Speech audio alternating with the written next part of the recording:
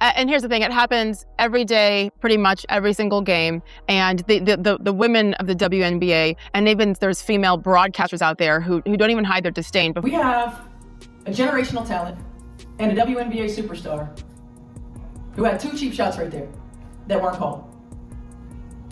And I just say again, absolutely The entire basketball world has been utterly shocked by what was just captured behind closed doors while the microphone was still operating. What if you discovered that the person you believed to be the biggest evil was actually a pawn in a far bigger game? When Indiana Fever head coach Stephanie White believed the live stadium feed and her personal collar mic were entirely cut off, she turned to her assistant and murmured something so dark, so buried.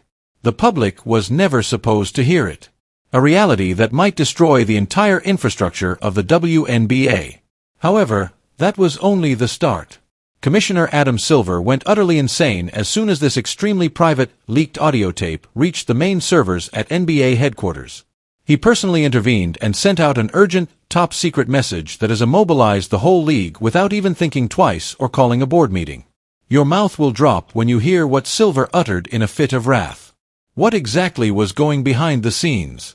Were the referees genuinely instructed to attack Caitlin Clark at all costs from the top down? The most important question of all is why Clark's coach remained mute while she was being physically abused on the court. In just a few moments, every single curtain is being drawn aside, and the horrible truth is coming to light. Let's get right to the core of this plot, beginning with that highly contentious game in which every professional sports boundary was fully violated.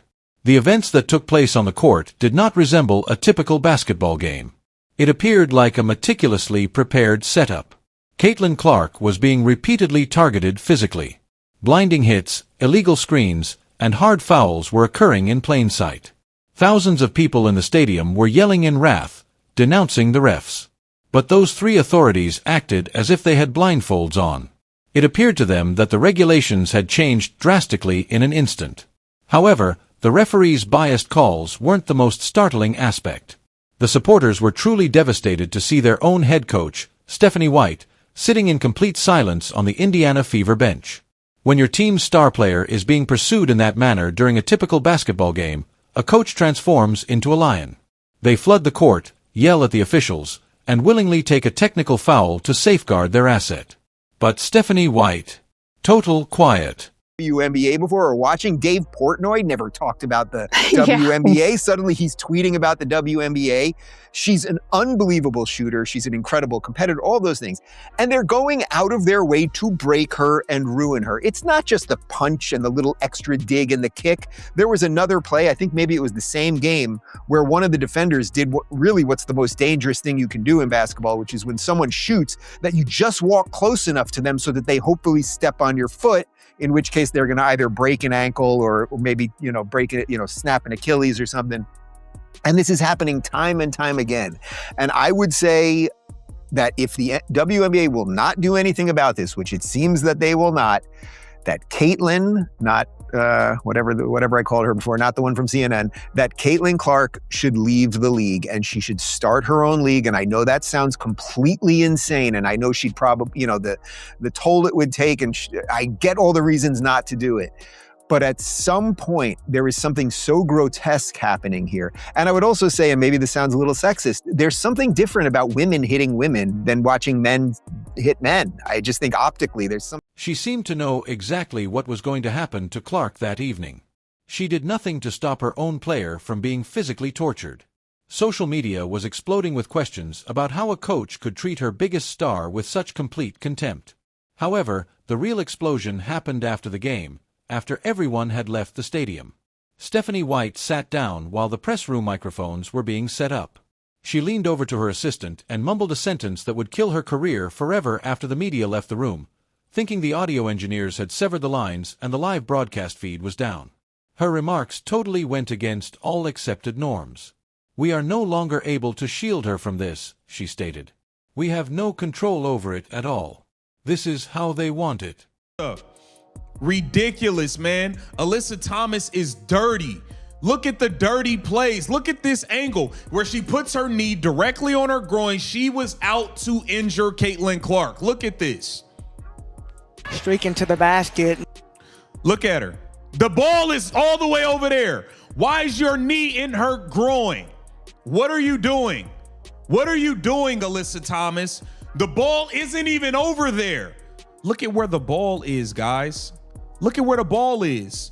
Why are you going through putting your knee on her groin? The ball is clearly behind you. Caitlin Clark don't got the ball. What are you doing? This is targeting. This is an attack. The WNBA needs to step in and do something about Alyssa Thomas and her goon squad brutally, viciously attacking Caitlin Clark. Brutally, viciously attacking Caitlin Clark. What are y'all gonna do about it? What are y'all gonna do about it? This is the biggest star to ever come in this league, and you're letting this thuggery go on. You're letting people viciously target her. It's ridiculous, man. Alyssa Thomas is a joke. Alyssa Thomas is disgusting. This is nasty. This is nasty. This deserves a suspension. Damn a fine. Damn a technical. This should have been a flagrant 2. She should have been ejected for this. She should have been ejected. Nasty. Look at all this dirty stuff they're doing. Landing zone fouls. Like landing zone fouls. This is the play where Caitlin Clark appears to have hurt her back. I mean, bro, it's just nasty ass plays by the Phoenix Mercury, man. This is nasty work by the Phoenix Mercury. They went out there and targeted Caitlin Clark. They injured her. That's just what it is, bro.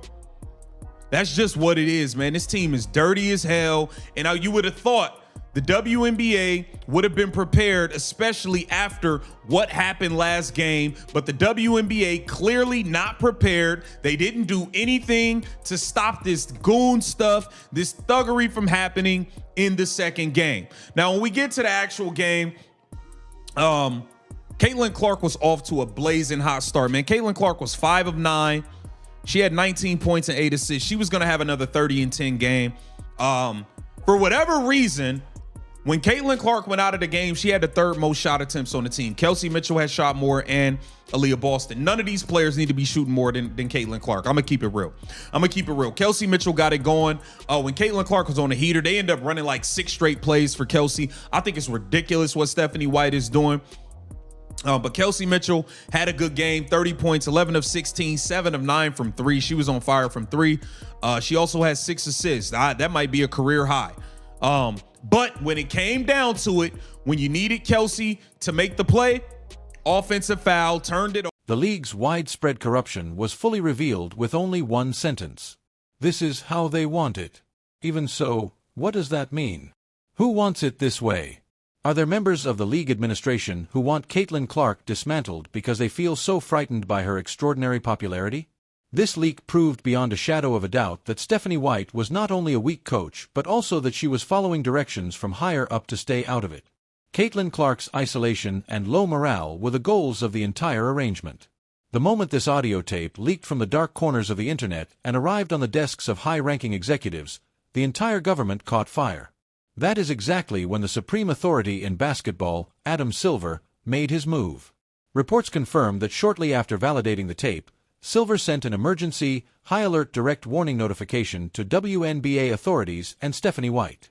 Silver gave a brutal and unambiguous order. He will personally fire the league's whole management if the league's most valuable asset is targeted in this manner and her physical safety is jeopardized. Adam Silver is no fool. He is the best person to know that Caitlin Clark is the only reason the WNBA is shattering records, selling out stadiums, and securing historic TV rights deals. The public will quickly reject the WNBA if they discover that Clark is being deliberately left unprotected or is being targeted on a regular basis. The number of viewers will immediately drop to 0. Silver made the decision to intervene and put everyone back in their proper places because he was afraid of this exact financial disaster. It was a very, very different game. It was much more violent. There was a lot more you could get away with. And Jordan was treated, in some sense, you could argue he was hit even worse than the average guy at the time. However, what is happening with the WNBA right now is they're saying, we're going to just take our Michael Jordan. She has completely changed the economics of the game, the visibility of the game. She has inspired so many young girls. She's got guys that had never watched the WNBA before or watching. Dave Portnoy never talked about the WNBA. Suddenly he's tweeting about the WNBA. She's an unbelievable shooter. She's an incredible competitor, all those things. And they're going out of their way to break her and ruin her. It's not just the punch and the little extra dig and the kick. There was another play, I think maybe it was the same game, where one of the defenders did what's the most dangerous thing you can do in basketball, which is when someone shoots, that you just walk close enough to them so that they hopefully step on your foot, in which case they're going to either break an ankle or maybe, break it, snap an Achilles or something. And this is happening time and time again. And I would say that if the WNBA will not do anything about this, which it seems that they will not, that Caitlin, not whatever I called her before, not the one from CNN, that Caitlin Clark should leave the league and she should start her own league. And I know that sounds completely insane. And I know she'd probably, the toll it would take, and I get all the reasons not to do it. But at some point, there is something so grotesque happening here. And I would also say, and maybe this sounds a little sexist, there's something different about women hitting women than watching men hit men. I just think optically, there's something just off about that. And they're ruining what should have been their moment to just put rocket fuel under this thing. All because she's white. I was gonna ask you. And there's the white, right? And why? there's the white and straight part, right? And straight, God forbid. Yeah. Is it that? Is it really that? Or is it like, oh, they went after Magic Johnson? Because then I was wondering that. Then you guys brought up Magic Johnson, and, he wasn't divergent from a typical basketball player. So is it just the greatness, or is it that, or is it all of it? There's definitely something else going on here with the skin color and the sexuality. Like, there's something going on. You can't read the mind of every individual player who kicks her in the head, but there is definitely this tension because the league, in essence, has embedded itself with so much of the woke stuff that why wouldn't you be wildly against the successful white straight person in the league?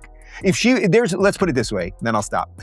If she was a black lesbian and she was dominating the league at the highest possible level, which I think at one time Cheryl Swoops was, but I don't even think she's a lesbian anymore. I'm pretty sure she married a dude eventually. But if she was a black lesbian, they would never be putting up with this. And the same people that are like, let them play, would be screaming, this is racism.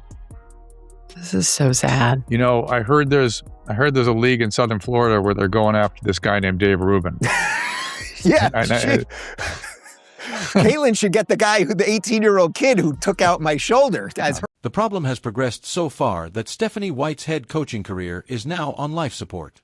She may be suspended immediately or banned from the sport for life within the next 24 hours. Along with her, a blacklist of the referees who willfully glanced away that night has been drafted. The truth is officially out, and this struggle is no longer just about a single game, it is about the entire survival of the WNBA. What are your thoughts? Should Coach Stephanie White be fired immediately for this betrayal? Was this a deliberate plot against Caitlin Clark? Leave a comment below with your opinions. Make sure you subscribe to the channel and hit the like button immediately if you support Caitlin Clark in her fight against this injustice. Watch this space for the next big upgrade, and be careful.